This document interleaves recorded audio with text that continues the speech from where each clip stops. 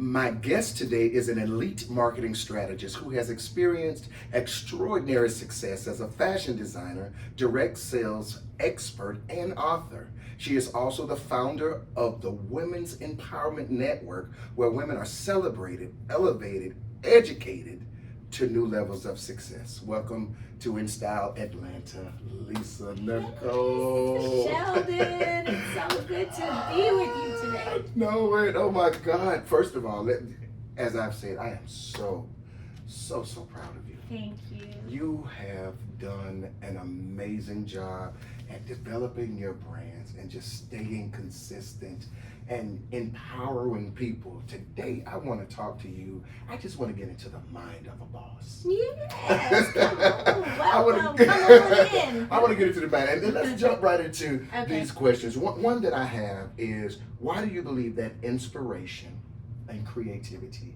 are your strongest attributes? Because one, I try to be an example. My mantra has always been live your dreams. It's possible.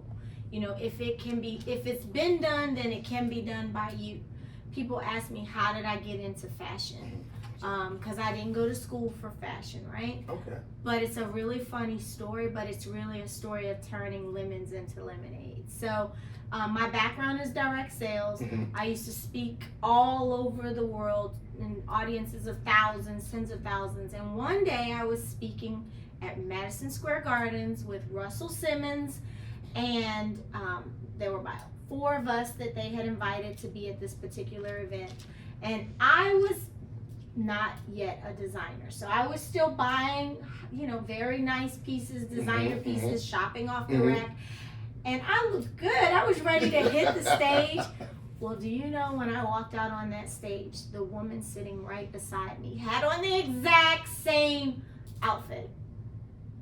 When I tell you the air sucked out of the room at Madison Square Gardens, I heard people go, and I was like, oh God, I thought maybe I had a hole in my outfit. And then I looked up and, Russell's got to rub it in. He's like, oh, did you guys plan that? But that situation made me say, this will never happen to me again. And so from that point on, I said, I can't go buy in the store, because as long as you're buying off the rack, I don't care how much money you spend, there is the chance that somebody else will have on your outfit. Absolutely. So I started designing my own pieces. I didn't sew, but I had sewers that would make the pieces for me, that I would tell them what I wanted. And the more I started wearing those pieces, the more people would say, oh, I like your outfit. Who are you wearing? And eventually I started saying, well, it's my design. I'm wearing the Lisa Nicole collection. And that's how Lisa Nicole collection was birthed. And then from there, I just kept focusing on that powerhouse businesswoman who is, wants to make a statement when she walks in the room. She wants timeless pieces that are going to be able to be around for a while. She wants quality pieces.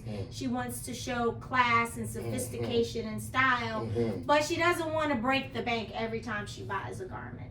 So if you look at my clothes, that's really the clientele that I'm designing for. But I share that story as inspiration, because when I started off as a designer, it took me a while to really get respect, and the reason why is because there had been a number of reality TV stars that had quote unquote started clothing lines. You're right. And it was just for TV. It never, materialized or became a collection. So when I would show up and tell people, I'm a fashion designer, but then they would say, oh, and she's also on one of Bravo's television shows, they would be like, oh, okay. And then when they started seeing my pieces and they started seeing collection after collection after collection, from New York Fashion Week to LA Fashion Week to Paris Fashion Week, that's when they were like, oh, okay, she's really, really serious. And so this year marks 10 years I've been in the game. So Absolutely. I share that story to say, I didn't come from a fashion background. I just knew what looked good on women. And when people gave me pushback, like, what qualifies you to be a designer, I was like, well, if Donna Karen can do it, Lisa Nicole can do it. Absolutely. And I just started studying very successful brands and just, developing my own strategies to push my brand out there. So if it has been done, it can be done and you can do it. So that's why I say inspiration. And then, I'm just very, very determined. I'm not going to stop until I achieve success, and I'm going to be resourceful, and I'm going to be creative. And, my fashion shows are, very, very high end. You don't walk into my show without a amazing swag bag and a booklet that has the runner show and all the pieces that are coming down the runway and the lookbooks. It's not just a fashion show. I pay attention to every detail because the end result is to get people to buy your clothes, not just to get people to look at your clothes coming down the runway. That is awesome, and you are absolutely right. You do have stellar shows, and you have for a while, because I remember when you did a show, I was one of the makeup artists at, was it the Lexus dealership? It was Bentley. Bentley. Yes, I was the first designer ever to do a show. I was the first designer in Atlanta to ever do a show at 300 Peachtree. I was the first designer to ever do a fashion show with Bentley. So I've kind of been a trailblazer in Atlanta when it comes to the caliber of shows. But yeah, and speaking of which, we have another show coming up at Bentley. They want us to do a show at the end of this year, so I'll definitely make sure to send you guys a VIP invite. We would love that. We would love that. So my next question is, where does your passion for helping women come from? Well, I believe when one is very blessed, to whom much is given, much is required. Absolutely. And we don't achieve success without standing on the shoulders of other giants, you know? And so as I was growing in my career, I would meet just amazing, powerful women. And I had resources to, go and sit in mastermind circles with these women, but everybody doesn't, And so I always wanted to start a concept, which was the Women's Empowerment Network, where I could bring my network, very powerful, successful women who had achieved great success, to pour back into others so that they could learn and glean from them some of their success strategies. And really that's what the Women's Empowerment Network is all about. We do an annual conference. We bring in women who are at the top of their game in various industries, from finance to business to faith. We help women grow personally, professionally, financially, and spiritually. Wow.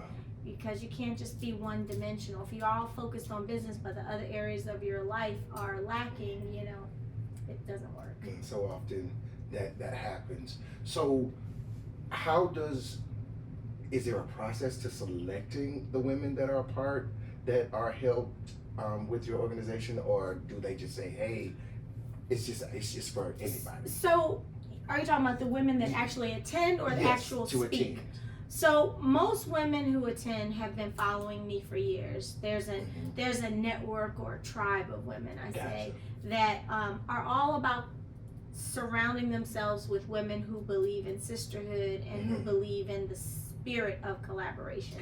If that's what you're looking for, if you're looking for that environment, then WIN is for you. So that's who attends WIN.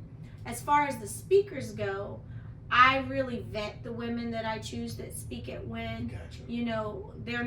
They're financially successful.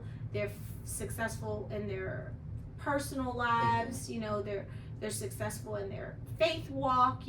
So it is a vetting process. But one thing that we did add to the WIN conference is something called Share My Story, because there's a lot of women out there that are aspiring to be successful, and they're speakers and they're authors and they're coaches, and we created a platform where one day at the WIN conference we bring in women who are in that area. They're not yet maybe commanding thousands and thousands of dollars in speaking engagements, but they have a story that can empower and inspire others. So we allow them to be on the platform and share their story and push and promote their books or their coaching programs, and leverage my platform and my following. So that's my way of giving back and reaching back and pulling others along. Oh wow, that's so sweet. You said success comes with developing a mindset of endless possibilities, pursuing your dreams with tenacity, and knowing that you control your destiny. That's I am one that believes that the foundation of all manifestation starts with the mind. That's right. My question to you is, how does one get that mindset? Right. That takes time, and you have to make an effort to build this first. If you can get it right up here, then everything else is going to fall in line, you know? Absolutely. And so what the mind can first believe and then conceive, it can achieve, right? So I spend a lot of time when I coach people on their mindset. You know, I don't ever think about failing. Failing is not an option. Now, is there failure in success? Absolutely. But from every failure that happens, you have to learn the lesson, you have to get back up, and you have to keep on going. That perseverance and that determination, you know, is something that's just in my DNA. I just keep going until I win. And, you know, my husband used to say, oh, you just have the golden touch. And I'm like, I don't think I have the golden touch. I think I have the spirit of a champion, and that is that I'm just not going to stop until I win. Yeah, you definitely have something. Because I have seen continued success, and that is just so awesome. Where does a person, a boss lady like you, get her just you when you need pouring into? Where do you get that from? What do you feel feed yourself mentally, spiritually, like daily? Like, what do you feed? So my day starts in prayer, right? You know, I wake up, I pray, I meditate, I kind of reflect on how I want my day to go, you know. And when you think about it and you pray about it, then you can let your higher power order your steps.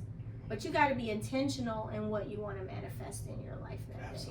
So I always also live my life with a spirit of gratitude. You know, I don't take anything for granted. You know, sometimes when people achieve a certain level of success, it comes with egos, and they think that, you know, it is because of them that they've achieved their success. And while it is partly because of them, you know, some blessings are flowing from somewhere. They aren't just you creating them. You know, your higher calling, whomever you call God. I'm a believer, I'm a Christian, and Jesus Christ is my Lord and Savior. So, you know, I never ever take for granted the blessings that have been given to me, you know. And then I do believe that when you are blessed, you have to be a blessing to others.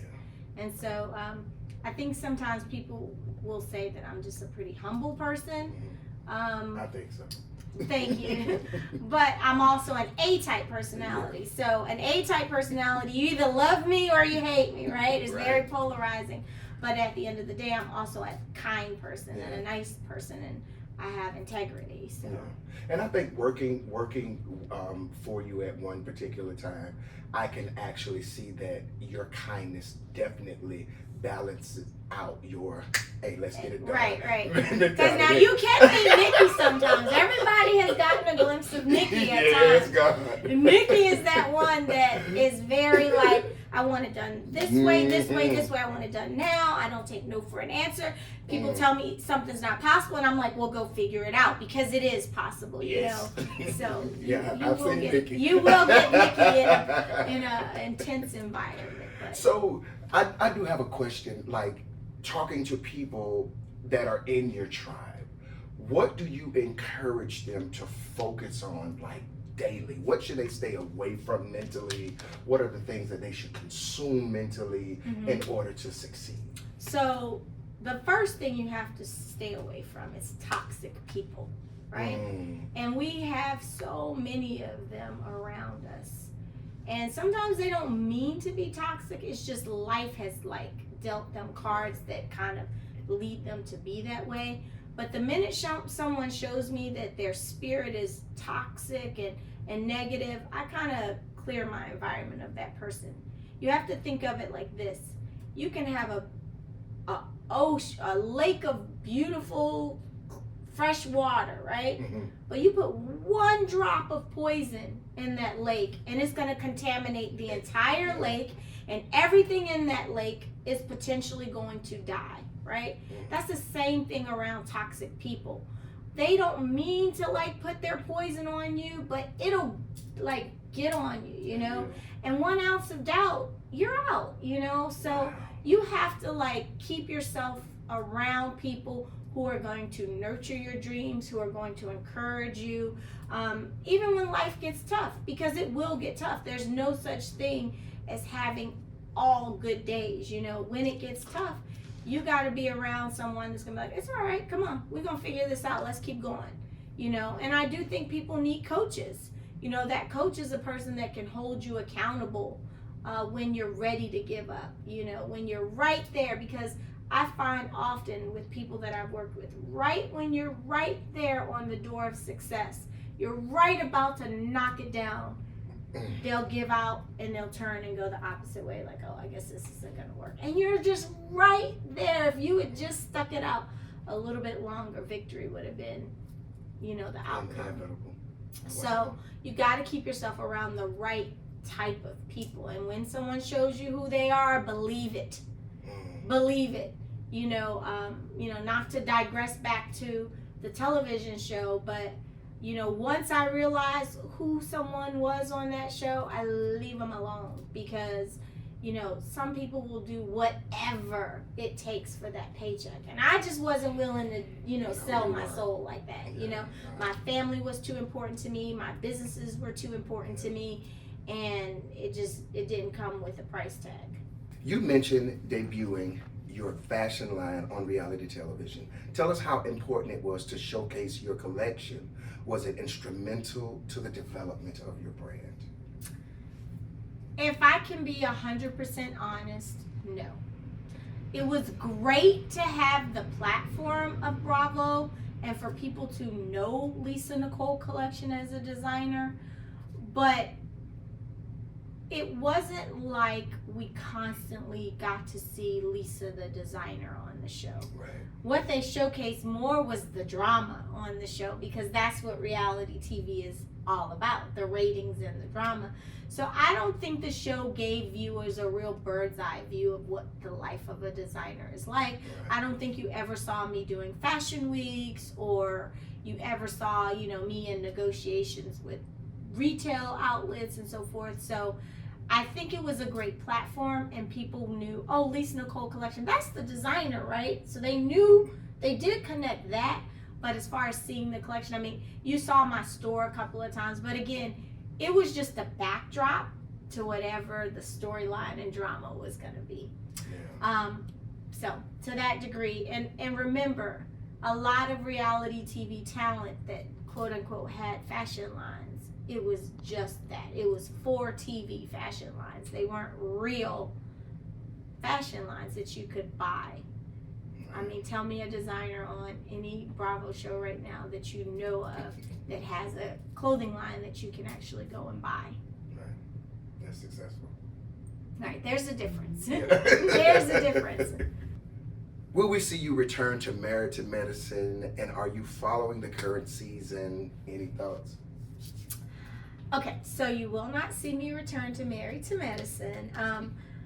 Last season I went back as a friend because I thought, you know what, I just kind of abruptly left. I just really told them I'm not coming back, you know. And they had been asking me to consider coming back or to make appearances, and I had said no. During the pandemic, I was like, you know what, as a friend, surely the drama can't be on me. It's going to be on the other ladies. That's what I thought, right? I'm just a friend. Well, that wasn't the case. It still came back to me because I am an easy target, because I'm not going to always go in the gutter with these girls, you know. It's only so far I'm going to go.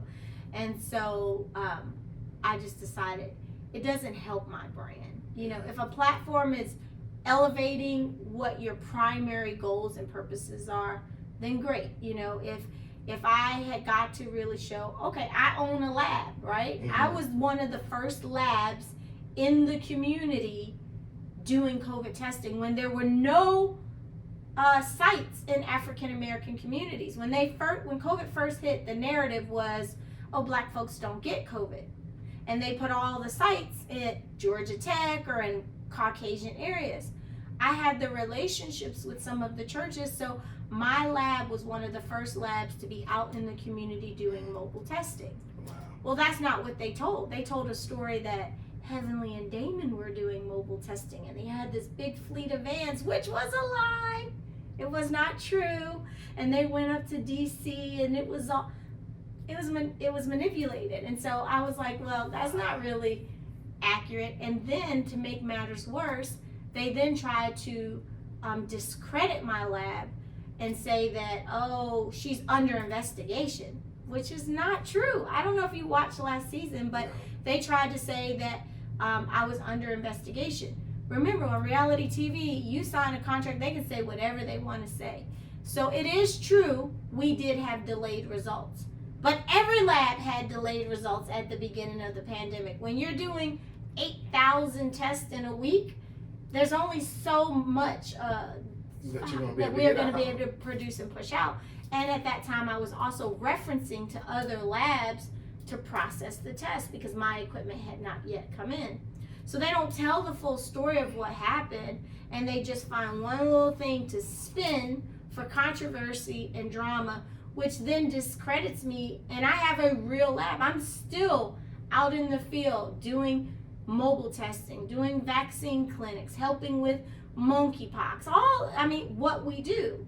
I'm at the National Medical Association with the booth, talking to doctors, trying to be a resource to them, but that's not what they wanted to show. So when I realized that the show was always going to kind of put me in this position to be a target and never really let the truth of who I was out, then I was like, nah. But what I will tell you is the only way you can control a narrative is if you have some creative control.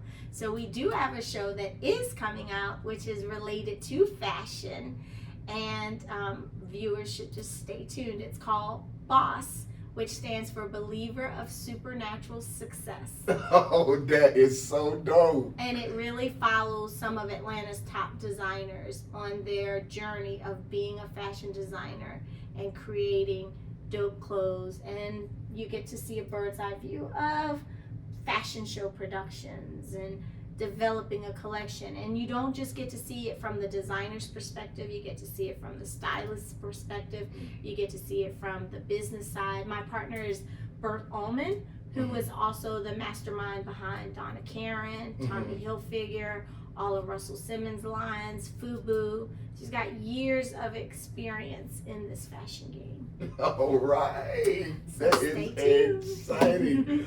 And y'all heard it right here. You heard it. So it'll be here very soon. We're figuring out where it's going to land, but it will be landing on a network real soon. That is awesome. That excites me, y'all. And you heard it right here on InStyle Atlanta. We at InStyleAtlanta.com are entering the reality TV world. Is there any advice that you would have for us? Yes. Give it all. Yes. So it is true that people always stay on the edge of their seat with, controversy and drama. So you got to have a nice balance of that. But what I would also say is show the real story. A lot of what we see on reality TV is for entertainment purposes only. And so it is manipulated, and it is not always the truth, but it is great entertainment, right? It keeps you talking to your TV. So I would say try to have a nice balance of both. Do you think that being successful is stimulating enough? I think success is always stimulating. I think it's inspiring. It's aspirational, but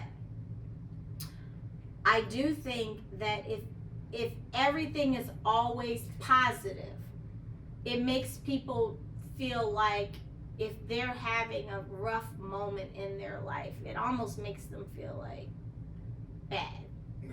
So you really got to show the highs and the lows of success. And you got to know that whenever there's a testimony, there were a lot of tests that came along the journey too.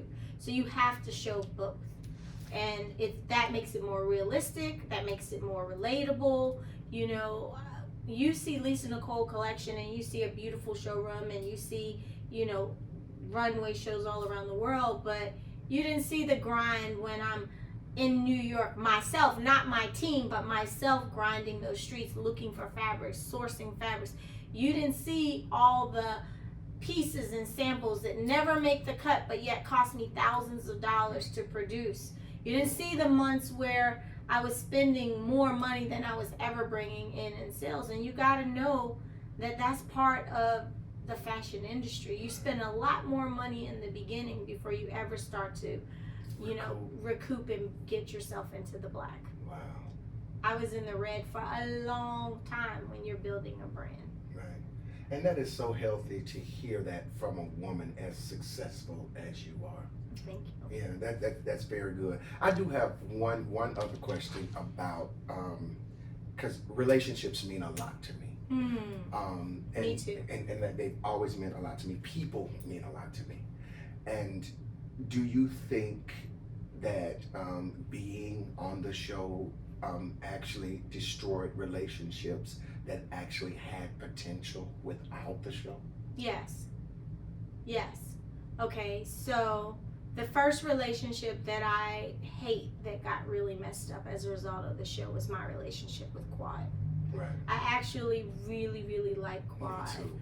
I think she's like so much fun, and I think she has a great heart. Mm-hmm. But unfortunately, the show, you know, we got into it over something very small and very petty, but it got blown up way out of proportion. So I do feel like the show did destroy that relationship. Now, I do feel like the show magnified the true reality of the other person. The other person who I don't necessarily like too much is Heavenly, you know? And we constantly, after like season 3, I think we were like at odds, but I think that she's just the type of person that'll do whatever it takes to keep that check coming in, right? Whatever the producers tell her, she's gonna do. You asked me my thoughts on this season, right? And I have been following this season. You know, when I left it the first time, I didn't really follow the show. I was like done with it because it had a really big, taken a negative toll on my family and my marriage, and I just wanted to kind of like, you know, clear it out of my system and out of my presence, right? Absolutely. But this season I have been watching, and I find that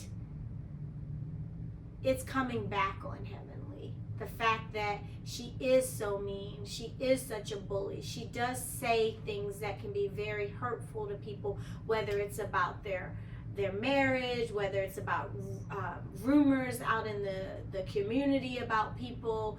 She is just reckless with her mouth.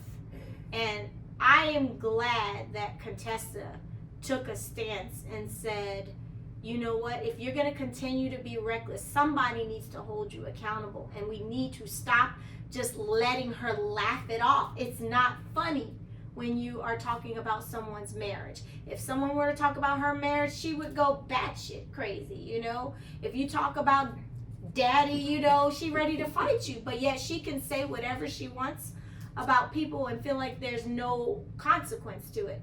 And I hope that the season continues on where they hold her accountable, and I hope she finally learns you can't say I'm sorry and then go right back to the same bad behaviors. That means that you didn't mean it, and that you shouldn't have said it. Period. Wow. That was good, Lisa. That was good.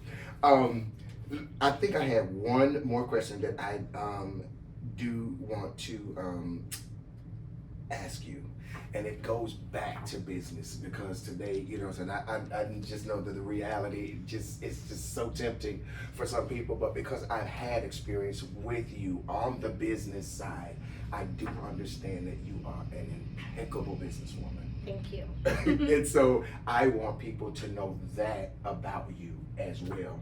And it says, in order to broaden your knowledge base, it is imperative to keep up with the latest trends, strategies, and fresh ideas to help you master the art of success.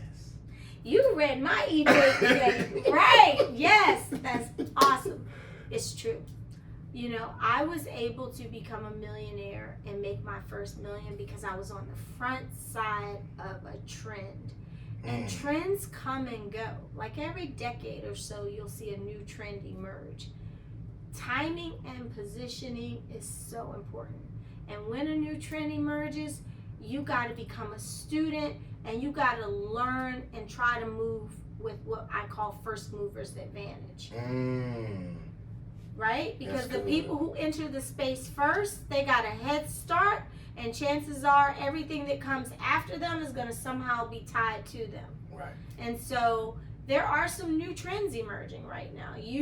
Whether you want to learn about it or not, you better learn about the metaverse, you better learn about the blockchain, NFTs, cryptocurrencies, and figure out how to get positioned in these industries. So one thing I'm good at is I have a very vast network. Your network is your net worth. And I get calls all the time on, hey, this is coming down the pipeline. This is coming. This is coming. And I get positioned early. But we're creating a digital learning platform that can help other people understand how to get positioned early too. So stay tuned. Right. So one other question. Are there any mass fashion plans when it comes to Atlanta? Yes. There are big plans on the horizon for Atlanta. First of all, there are a couple of people that are doing great things in Atlanta. Absolutely. You know, hats off to Paula Whittle with Atlanta International Fashion Week. Hats off to Angela with, you know, Atlanta. I think they call it ATLFW. You know, they're doing great work, you know, and it's helping to put Atlanta on the map. So, you know, whatever we can do as designers to support those efforts. I personally am going to let the television show really help put Atlanta's fashion game on the map, because we got some really talented creatives in Atlanta, you know, from designers to stylists to the people behind the scenes, the makeup teams, the hair teams, the production teams. And so it's my hopes that the show will really give people an bird's eye view of what the fashion game is really all about. You know, you see beautiful clothes coming down the runway at New York Fashion Week or at Paris Fashion Week or whatever fashion week you're at. But what goes into getting those clothes down the runway? Absolutely. And so I think from that, it's going to elevate Atlanta's fashion game. I think it'll spotlight great fashion events that people can attend. And, you know, there's a big one that's being produced, and so stay tuned. That's all I can tell you. Just follow me, stay connected with me, because when it happens, you'll be the first to know. Well, while we're there, can you please just tell our audience where can they follow you and find all of this greatness? Yes, thank you. You can follow me at Lisa Nicole Cloud, and you can also follow me at Lisa Nicole Collection. Those are my Instagram pages, my Facebook pages, my Twitter pages. So I think Twitter is Lisa in Collection, but you can definitely follow Twitter, Lisa Nicole Cloud. Gotcha. Yeah. Wow, Lisa, thank you so much. It was so good to reconnect. Thank you for taking time to talk with me today. This has been amazing. This is just being in your space, just going from doing makeup in your beautiful bathroom. I think that's right. Oh, and I would like to invite people to come and visit me at the showroom. We are by appointment only, but definitely call us, because you get an experience when you come here. It's not just a showroom, and I'm going to show you guys around, but it's a place for women to escape. We have a room for facials, we have a room for massages, we have a room where you can have a birthday party, a girls' night. We have it's 6,000 square feet of creating a fashion experience for you. So call us 770-637-2927. Wow, that is exciting, y'all. I love it, and I am so filled with joy right now just seeing everything that you're doing. But I would like to close with something that I've taken from you. Oh, okay. All right. It says, everyone is equipped. People can do and become anything that they put their minds to. Success and money comes with discipline and one decision, a decision to live life on your own terms. Thank you so much, Lisa, for being with InStyle Atlanta today. Thank you. It's my pleasure. Stay tuned for more InStyle Atlanta.